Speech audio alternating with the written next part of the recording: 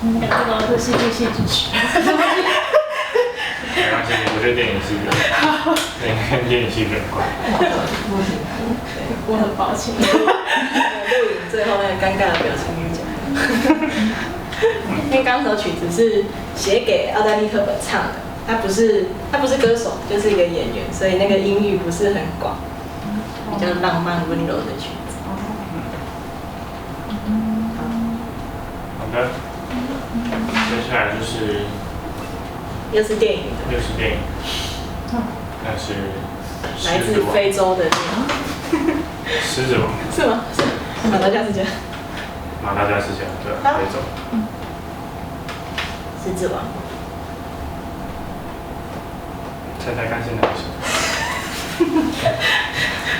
可能吗？考，可以不要考给戏曲系，可以有考难度。狮子王音乐剧都没有去看。